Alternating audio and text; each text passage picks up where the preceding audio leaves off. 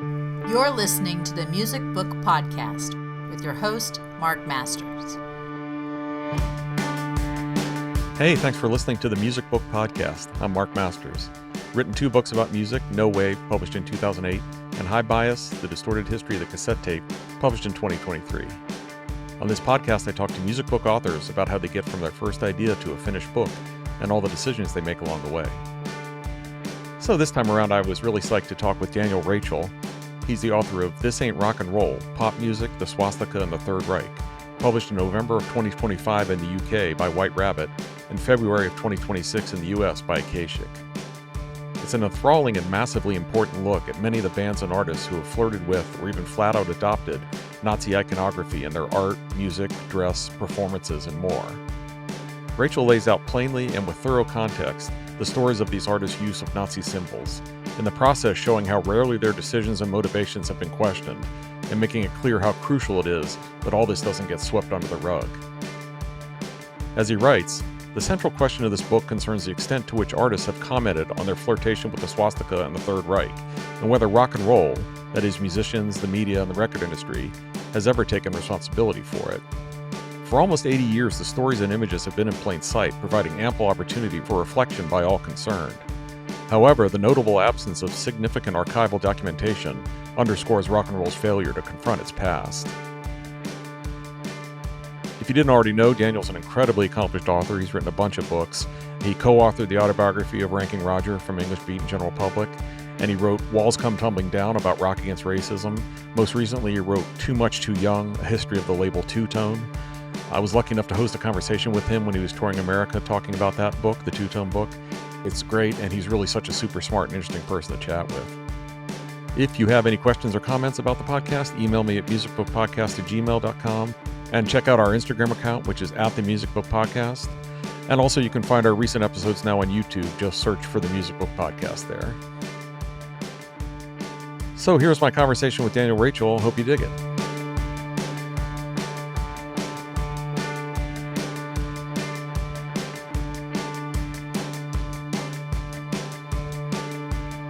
Congrats on the book. It's really great. Thank you very much. Yeah. How's everything been going with it so far? It's been out in England for a while, I guess, right? Yeah, I mean, when it's had reviews and when I've done events, they've been really fantastic, really great debates, and really a lot of people have been coming to events. But there's a strange engagement with the British media. I mean, this is my sixth book. And in all those other instances, I've done lots of BBC radio and had lots of events, thankfully. But with this book, that hasn't happened. And I don't know why. That's interesting. And people are afraid to touch it maybe a little bit, which seems crazy, but I guess it's possible. It's better you say that, not me. Yeah. Yeah. That makes sense. Well, maybe we can start a little bit at the beginning here. I mean, I know you mentioned in the epilogue that this book was like an 8-year project at least. When did you first get the idea for it, and what was that initial spark of an idea to write this book? The initial spark was a conversation with Billy Bragg, and over the years we've debated how music can change or affect the world, and he thinks music can't, and he's got far more experience than I have. I'm more of it's a catalyst, but I then began to think about how music changed and saved lives in Nazi occupied Europe, and particularly in concentration camps, and I began researching the book about that. But I soon realized that many greater scholars and authors had written in this area, and coupled with the fact that I didn't feel comfortable talking about the music that was being played by musicians in camps. So, for example, in Auschwitz, there were 9 orchestras. And so I began to think, how do I filter my love of rock and pop into my fascination with the Third Reich? And that was the spark for the book. And did you how much work and research did you do before you pitched it? Did you put together like some chapters and things like that or did you write a good bit of it before you pitched it around? How did that whole process go? I didn't pitch it around I spoke to my agent about the idea about doing it around music within the Third Reich. And then and when I wrote the pitch to get a deal, she said, "Oh, it's changed. I didn't realize it was now about rock and roll." And I'd spent months and months writing it all about rock and roll and doing loads of research. The White Rabbit published it in the UK. They had previously done my book on two-tone. And in fact, the publisher turned it down. And then after that, it was really hard to get a deal. And I went back to the White Rabbit publisher and said, two-tone's done so well, and people are going to be really surprised that you're not doing my next book. And I said, I've written a book since we last spoke. And he said, well, let me have a look at it. And once he read it, he came back and said, I'm doing the book. And later great. I said, why didn't you want to do it originally? And he said, I did want to do it, but because he said, I'd thought about this subject a lot. And he said, I didn't know how you would do it. And his reservation was the sensitivity that this kind of a book needs. And once he'd realized how I approached it, I mean, he's been fantastic. His name's Lee Brackstone, and absolutely fantastic ever since. And then he sold it then to Akashic in the US, who had published, at the beginning of February this year. That's great. That's great. Yeah, and I mean that's definitely one of the most interesting things about the book is the approach, because there's so many different ways this subject could be approached. But you have an author's note at the beginning that lays out, first of all, the three different you kind of categories. There's artists in here who were basically pro-Nazi. There's artists who dabbled in the symbology but weren't necessarily, and then there's artists who completely oppose it. And then you say, the moral judgments are left to the reader. And that's an interesting approach, because what I think is great about the book is you do leave a lot to the reader, but you also put in some comments here and there about, like, if they're going to play with this symbology, they have to understand what it means. Or if they're meaning it as like deflating the symbology or co-opting it or anything, they need to be clearer about that and not just have it as an excuse later. So you make some calls, sort of judgment, not necessarily judgment calls, but you make some points about it. But that's not the book isn't the big thrust isn't that. The big thrust is exploring all the different artists who have used the symbology and laying out sort of the stories of how that happened and letting people kind of decide. So that's a tough balance to strike, and I'm curious how you conceived of that and how you made sure to sort of stick with that approach as you wrote the book. Yeah, no, well said, Mark. Books are a reflection of authors, obviously, and sure. That's me as a person. I'm rarely judgmental. I always think there's multifaceted sides to any argument, and especially historical events. And I'm intrigued to know if this person sees it like this, and then another person views it in another way. I want to understand both points of view. And because this isn't a book about my personal likes and dislikes, I think the book's got a greater responsibility than that. So therefore, I felt I had to step back to a large degree and say, this is how Lemmy sees his Nazi collection and how he views Adolf Hitler. I may not agree with Lemmy, but I'll tell you what he has, what he's done, but I'll also balance it with his own words. And that in its way, to me, tells the story more powerfully than a writer at every other page saying, how dare he, why has he done this, or how can this group, how dare they say this, why are they singing this? It would just become like somebody was banging you on the head every page, and I don't think it would be it would serve the subject right, because what I'm trying to do is, for every use of a costume, a Nazi costume, or a reference or a lyric, I bring it back to the historical reference in the 30s and the 40s. Now, that is a great demand on the reader to, and maybe unexpected, because they're having to read about atrocities, horrific atrocities, quite a lot. And as the book deepens, they become more explicit. So in a sense, you're getting a parallel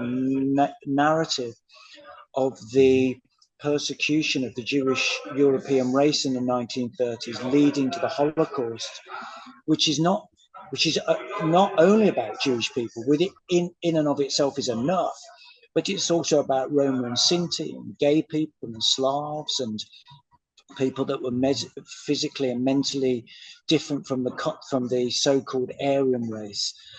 That sense of judgment wasn't in the original book.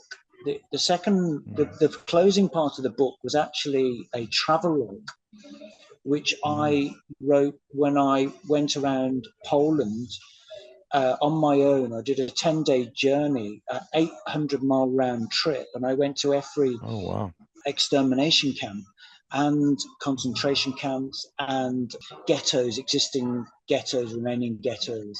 And I wrote it all up. And in fact, I met Johnny Temple at Akashic Books. And as an early reader, he said, I loved that section, but I don't think it's right. And I didn't really know how to feel in the book. And I don't know how you feel in the book. I need something more. And so I wrote the epilogue, and then he said, it would be really good. And so a couple of other people also said it would be good to have just something at the beginning to set us off. And that's why I wrote that author's note, which is Adolf Hitler's explanation, literally, of what the flag of the swastika represented, what the red represented, what the white represented, the nationalistic idea, the social idea, and that the swastika, as adapted by Adolf Hitler in 1919, the Hakenkreuz, was for him an explicit symbol of anti-Semitism. I want you as the reader to know that before you start the book, because we're not talking about the swastika that has existed for thousands of years in many different continents and many different cultures as a symbol of goodwill and peace. This is about the Nazi swastika. And so then you have the lifting point for, hopefully that's sufficient to set the reader going for what they're then going to read until they reach my more kind of more explicit thoughts on what you as a reader has read. Yeah, that's one of the interesting parts of the book, I thought, is that besides the author's note, you don't really have an introduction. Your first chapter sort of jumps right in to your first subjects and your first information about, but also I thought Billy Bragg's introduction helps you there too, because he kind of sets up things well as well. And I don't know if he wrote that after the fact or if in collaboration you with whatever, but I liked the way that worked, so that you didn't have any kind of you didn't have to do a kind of grandiose, here's everything you're going to find out in the book and here's all my opinions on it and all that. You could jump right in to, here's the first example, and then we're just going to be going through a lot of examples. I thought that was really effective. Yeah, great. Thank you. I mean, that was my vision, that I really fought for not having an introduction that I had to write. I didn't want I wanted the reader to just immediately take up the narrative, pretty much with the Beatles, and follow the story and not know what was coming and how and who. And if I wrote an introduction, that will call that out. And when I asked Billy if he would write it, I gave him all the reasons why I thought he would be what he could be saying and why he was perfect to write the introduction.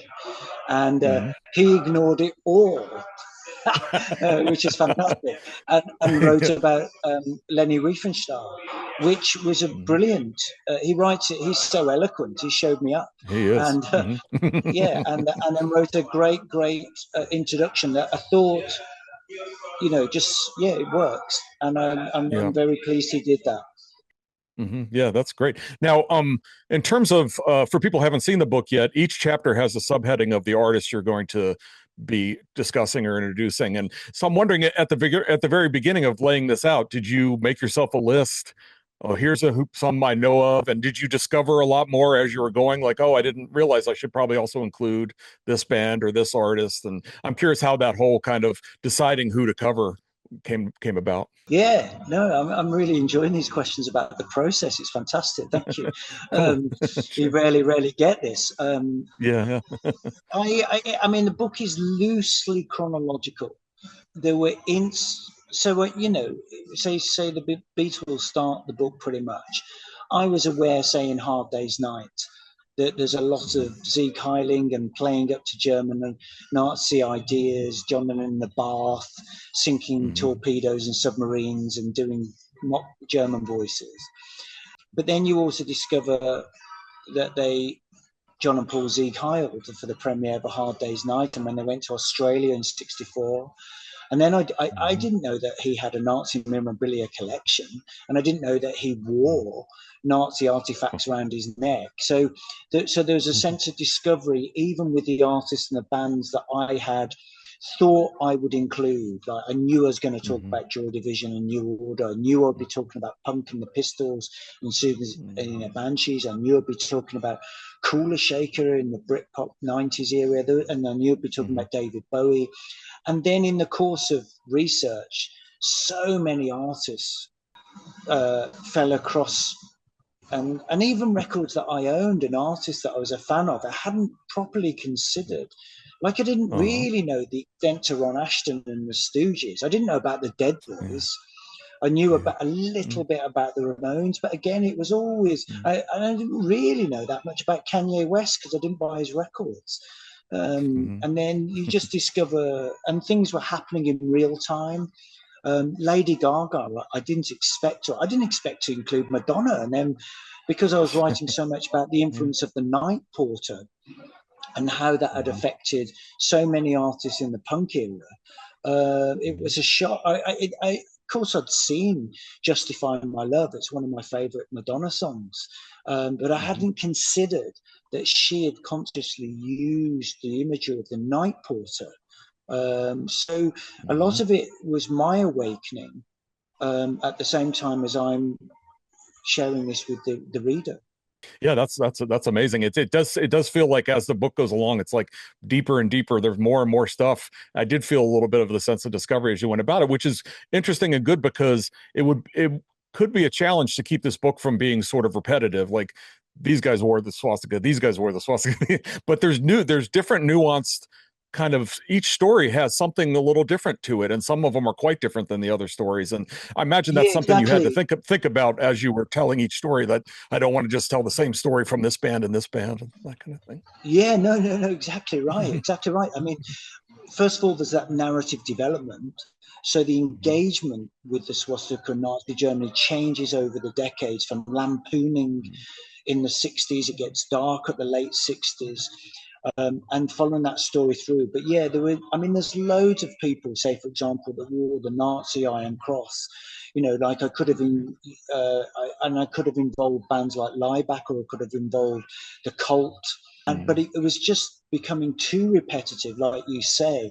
And what actually I wanted to do was reveal more stories about the rise of Nazi Germany, and, as I mentioned earlier, the path to the Holocaust. So I was particularly looking for angles that would allow a different story so I'm thinking of some examples. I'm thinking of the bands as the March Violets, for example. It's an innocuous line about a band that's barely known in the UK, probably not at all in the US.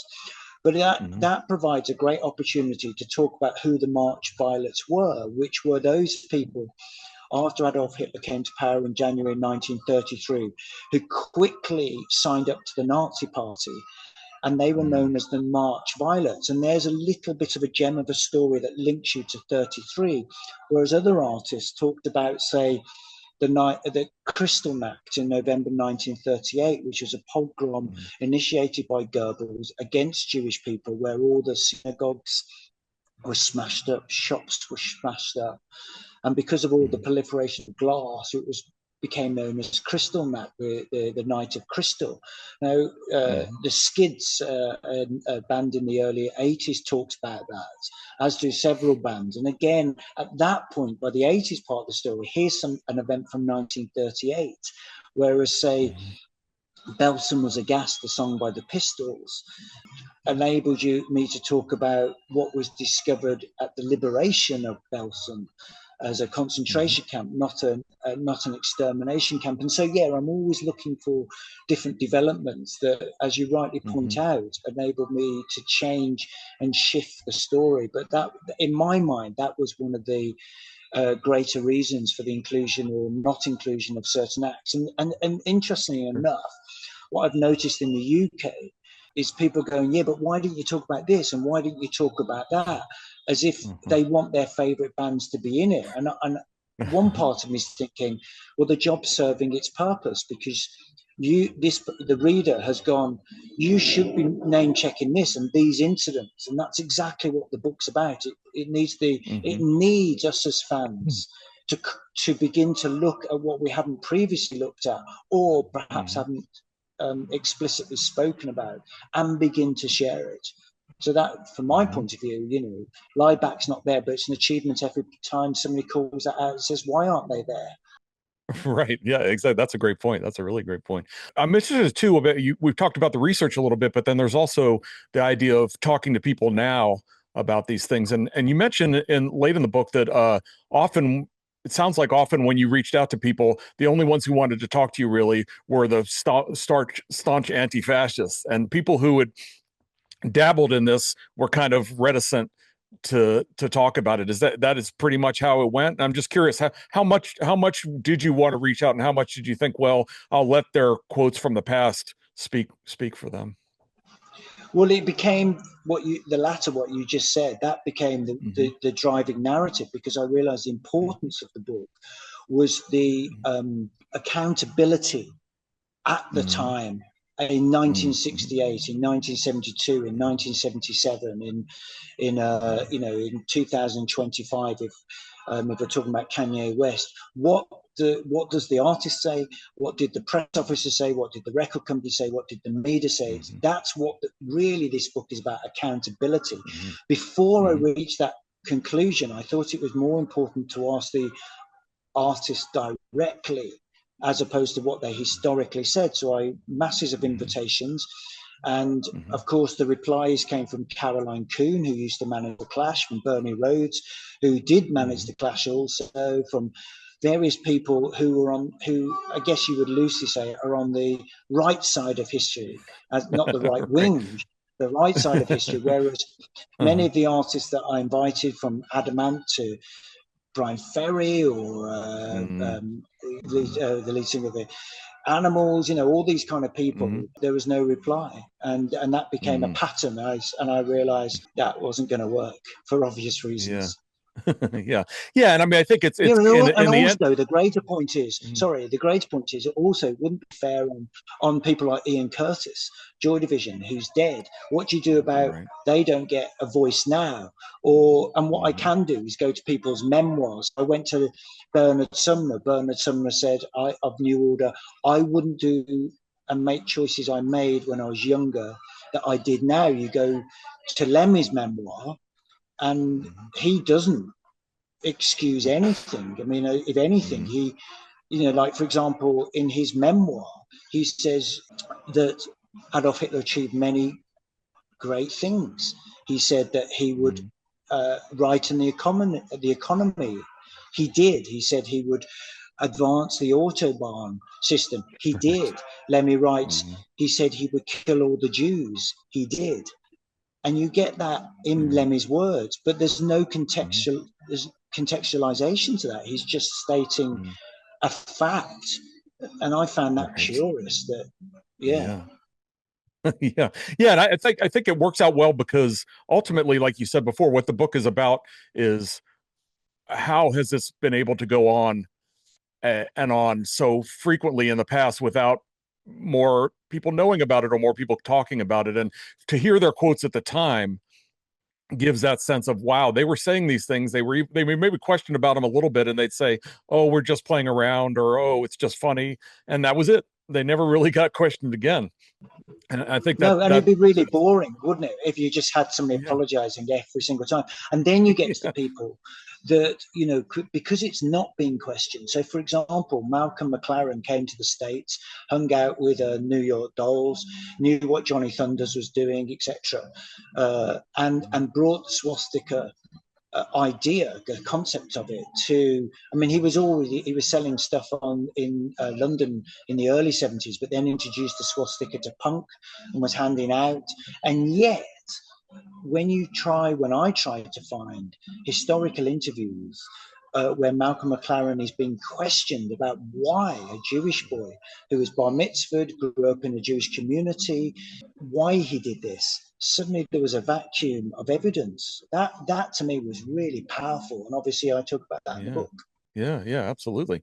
And it's interesting. We're talking a little bit about the variety and the way different each of these stories has some difference to it. But one thing that also struck me, especially through the 70s and 80s, was all these different artists, often, if they were questioned about it, had very similar responses like, oh, we're not Nazis, we're just playing around, or we just think it's funny, or even more disturbingly, a lot of them were like, well, I'm not a Nazi, but man, the stuff looks so cool, or it's so well put together. And, and I wonder if you were surprised at all, because these are intelligent people who in other conversations always had interesting things to say that were different from other people. But then suddenly they kind of all have this same line when they get questioned about the Nazi symbology. Yeah.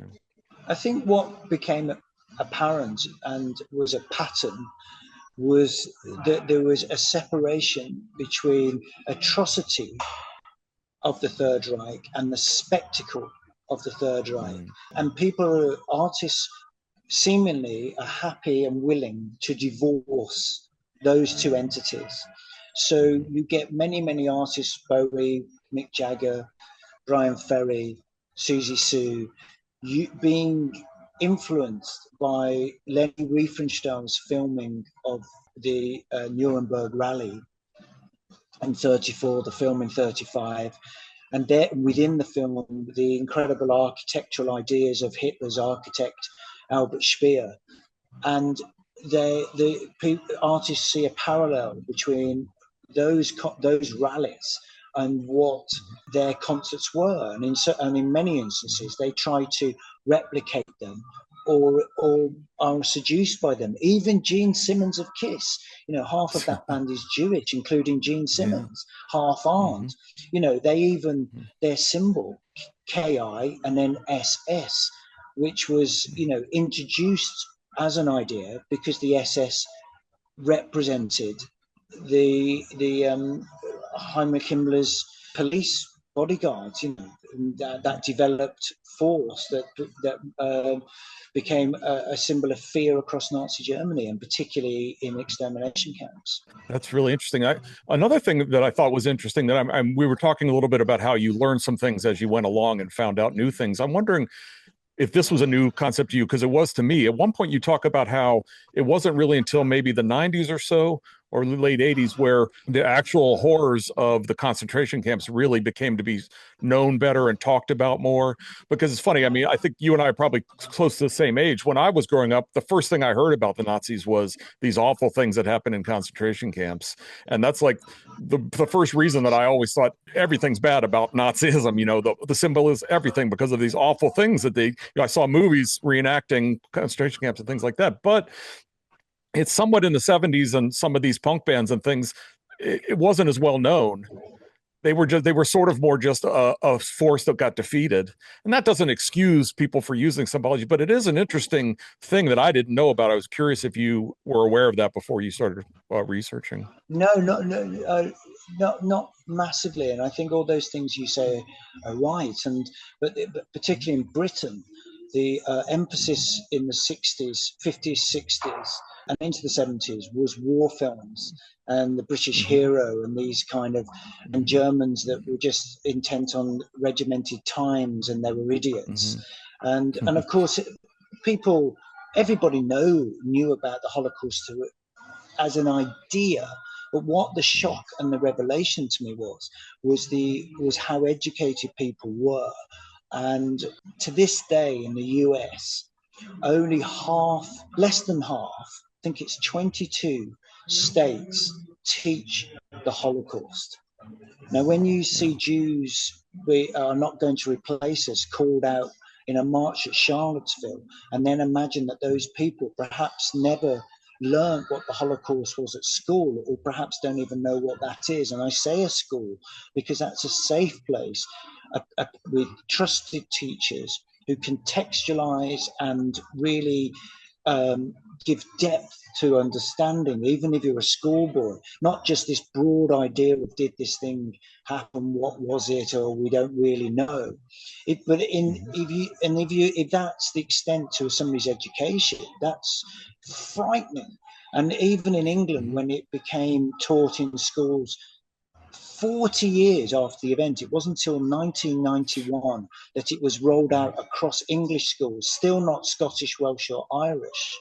Wow. That's really scary. I mean, even Holocaust Memorial Day that's only recently happened was only introduced into the UK and the US in the early 2000s. And so what we've got is the majority of people in the United States that have never been taught by a trusted source what exactly the Holocaust was. And it's not just a number of 6 million people being murdered, Jewish people.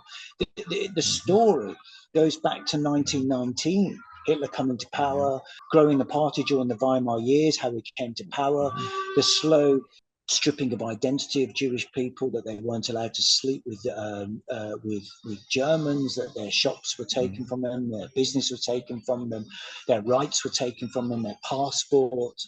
They were herded into ghettos. 1.1 million people were murdered in Auschwitz. I think just over 2 million people were gassed at either Auschwitz or Majdanek and other extermination camps. What about the four? Where do the other 4 million come from? These women and kids, children that were shot in the back of the neck, and men, of course. That's a story of the Holocaust by bullets that's not known about. In Britain, barely people know the distinction between an extermination camp, i.e. a place where you are murdered, to a concentration camp, which is not, and also names beyond Auschwitz. Who's heard of Beljet? Who's heard of Chelmno? Right. These are places where if you take a football stadium, 40,000 people, 25,000 people, 30,000 people, that amount of people were shot in a single incident in a place like, for example, Lithuania, or, what we now, in parts of the Soviet Union. And these incidents are not widely known about, yet that is the broader story of the Holocaust that should have been taught in schools, and was the discretion for over 40 years of a single teacher, and still in the States isn't. That's the greatest shock, I think, that I did discover while doing the research of this book. It is really shocking. It's very shocking. And it's also interesting because it gives the book a bit of some part of the narrative arc is, as you move forward in time, there's less of this, I would say, in general, less happening in terms of rock bands using the iconography. I think it's partially explained by the fact that more and more awareness happened. But at the same time, the fact that it's still happening at all is even more shocking in a way, because as knowledge is spreading, the fact that people are still willing to use the symbology is almost kind of, I mean, you can almost say in the 70s, so many bands were doing it that some bands completely mindlessly did it, but the mindless excuse isn't really available to people after a certain, it never should be, but I'm just curious, did you feel kind of that gave you a little bit of a narrative arc to work with, the fact that it got sparser, but actually sort of more shocking in a way as time went along? Well, no, that's exactly, you've read it exactly how I intended. So it's pretty great. Good. The narrative arc is absolutely essential to me as an author, and to try and provide something for a reader.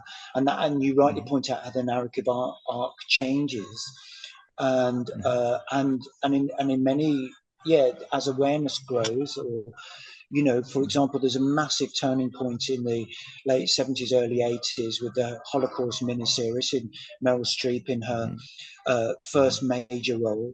That has a profound influence on America, audience, and then later in Germany and in the UK.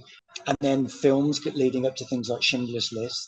But then you have artists at the same time, like how Roger Waters uses this kind of ideas in his show, and then to the present day, Kanye West West's last single had the title Heil Hitler, the chorus Heil Hitler, and the chorus in the truest sense of a chorus of voices. And despite his retractions in the last few days and weeks, I mean, it's the first of many retractions, and yet one of his big excuses that his people around him say is he's bipolar. Well, as I remember, as I know, Winston Churchill was bipolar. Right. Yeah. It's not a very convincing. I mean, the fact that he's willing to step back from it all is a good thing, but it's not he's got a lot more work to do to get back from where he was.